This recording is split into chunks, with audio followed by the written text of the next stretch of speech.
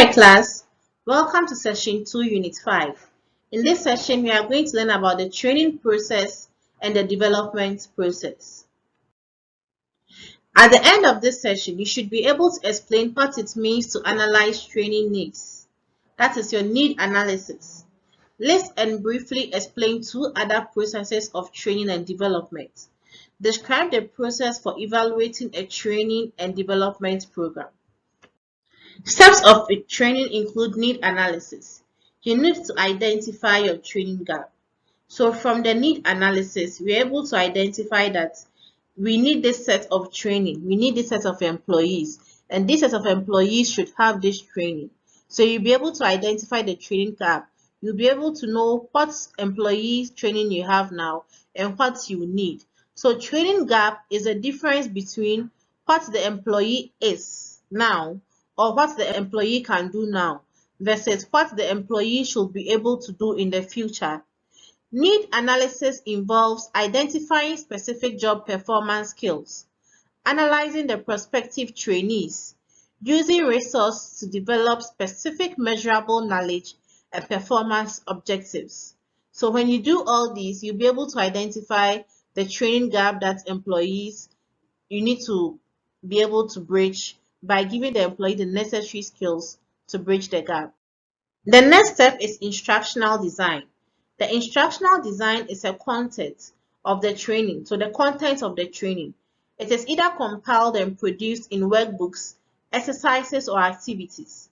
So that's a design that you are going to use as instructions to train your employees after you've identified the gap. The following are considered in the content development. We have gathering instructional objectives, method, media, description of and sequence of content. So here you are going to gather the objective of the instructions, the method you are going to use to deliver your training, the media description. How are you going to, the mode of delivery, how are you going to deliver to your employees? Which mode of media are you going to use? The description of and sequence of the content. Secondly, making sure all materials are written clearly and participants' work directed to the stated learning objectives. You should clearly and professionally handle all program elements.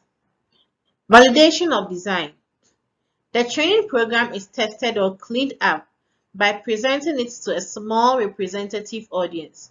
So validation of design, here you do a pilot test, then you train some employees. You'll be able to identify what should be done, what shouldn't be done, the outcome of some of the training instructions that you put down, the media, is it effective enough?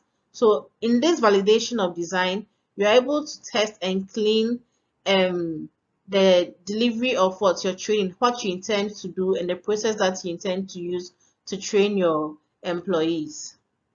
The last but one step of training is design implementation.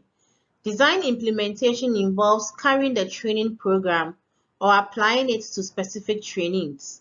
So after you've identified the gap, you've identified the people that need the training to be able to carry out a necessary task, you need to implement the design after you've validated the design as well. So here you apply the cleaned training program to the people or the specific people that need the training. So you implement the design of the training. Lastly, you need to measure or assess the program's success or failure through evaluation and follow-up. First off, you need to identify how employees are reacting. Have their behavior towards the work changed? How are they reacting? Have they accepted the training? Are they applying the training to the necessary job tasks that they are supposed to? Learning. You need to assess whether employees really learned or they just learned it because they were supposed to carry out a task. Were they reluctant to learn? All these things should be captured. Behavior. How have their behavior towards the task changed? Have they improved in their delivery, which can be seen in the results? Has results or performance improved? Is what you set out to do by training the employees been achieved? Lastly, this is a summary. We finished with Unit 5, Session 2. We have learned the 5 steps for training employees, and I hope you really understood. Thank you. Meet in the next session.